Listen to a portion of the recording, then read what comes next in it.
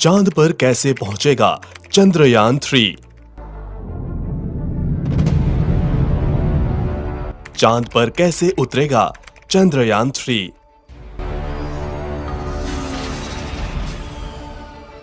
चांद पर क्या काम करेगा चंद्रयान-3?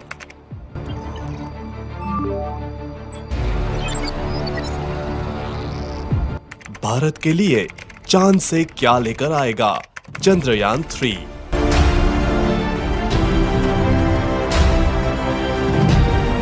14 जुलाई 2023 दोपहर 2:35 पर भारत के लिए वह पल आया जब भारत का बाहुबली रॉकेट LBM-3M4 आसमान में बादलों को चीरते हुए चंद्रयान-3 को लेकर चांद की तरफ चला।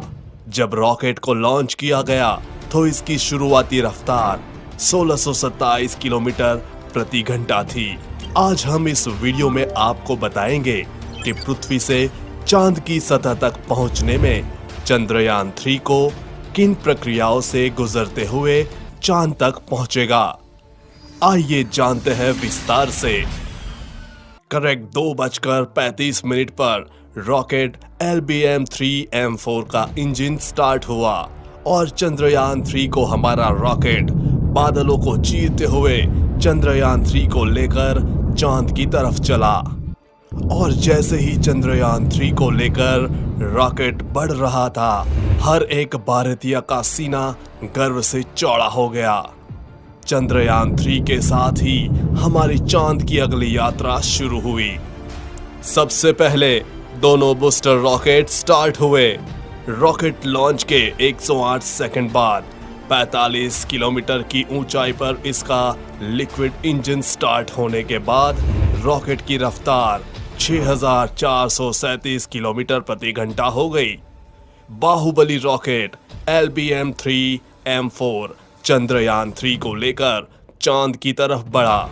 रोंगटे खड़े कर देने वाला वो पल, बादलों को चीरते हुए अपनी तेज रफ्तार से आगे बढ़ते हुए LBM-3M4 अपनी चंद्रमा की यात्रा प्रारंभ कर चुका था। 130 सेकंड यानी आसमान में 62 किलोमीटर की ऊंचाई पर पहुंचने पर दोनों बूस्टर रॉकेट से अलग हो गए और रॉकेट का मेन इंजन स्टार्ट हो गया। बता दे कि रॉकेट को अलग करने का कार्य मशीनों के माध्यम से किया जाता है।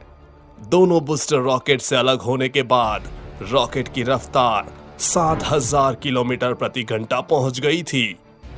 दोनों अलग हुए बूस्टर रॉकेट को इसरो के वैज्ञानिकों ने सॉफ्टवेयर की मदद से समुद्र में गिरा दिया और रॉकेट का मेन इंजन चंद्रयान-3 को लेकर आगे बढ़ता रहा।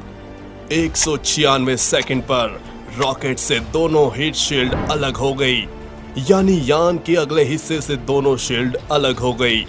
इन शील्ड को इसलिए अलग किया गया है क्योंकि यान 114.8 किलोमीटर की ऊंचाई प्राप्त कर चुका था।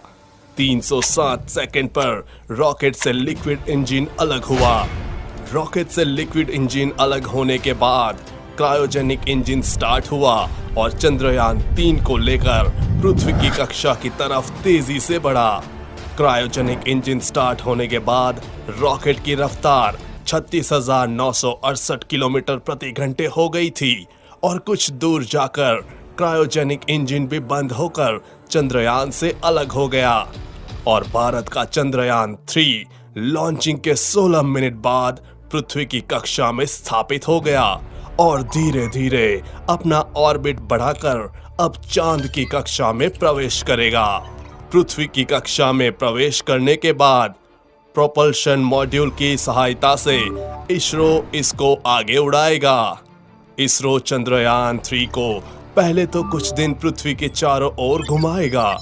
हर चक्कर पहले से बड़ा होगा।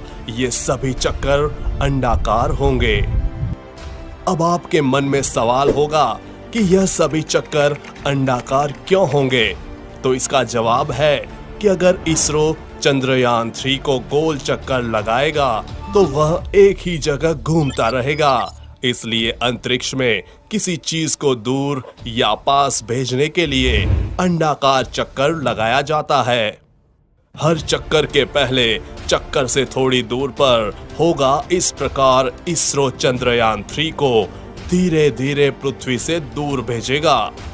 ऐसे कुछ दिनों बाद चंद्रयान 3 चांद के पास चला जाएगा। चांद तक जाने में इसको 6 दिन का समय लगेगा। जब चंद्रयान 3 चांद की कक्षा में प्रवेश करेगा तो वापस से पृथ्वी वाली प्रक्रिया अपनाई जाएगी। चंद्रयान 3 को अब चांद की कक्षा में घुमाया जाएगा और धीरे धीरे चांद के पास ले जाया जाएगा। चांद की कक्षा में प्रवेश करने के बाद यान 13 दिन तक चांद के चक्कर लगाएगा। चंद्रयान 3 अपने साथ 3 अलग अलग हिस्से लेकर जा रहा है। सबसे पहला उड़ाने वाला हिस्सा प्रोपल्शन मॉड्यूल, दूसरा हिस्सा उतारने वाला हिस्सा लैंडर मॉड्यूल और आखिरी तीसरा हिस्सा है घूमने घुमाने और जानकारी जुटाने वाला हिस्सा रोवर और ऑर्बिटर वाला हिस्सा इस बार नहीं भेजा गया है, क्योंकि चंद्रयान 2 का ऑर्बिटर पहले ही चांद के चारों ओर घूम रहा है। इसरो इसी का इस्तेमाल करेगा और जैसे ही चंद्रयान 3 चांद के 100 किलोमीटर के दायरे में पहुंच जाएगा, प्रोपल्शन मॉड्यूल से लैंडर अलग हो जाएगा। लैंडर अब अपनी कक्षा में अपनी स्पीड कम करने की कोशिश करेगा। करीब 40 से 42 दिन बाद लैंडर और रोवर चंद्रमा के साउथ पोल पर उतर जाएंगे।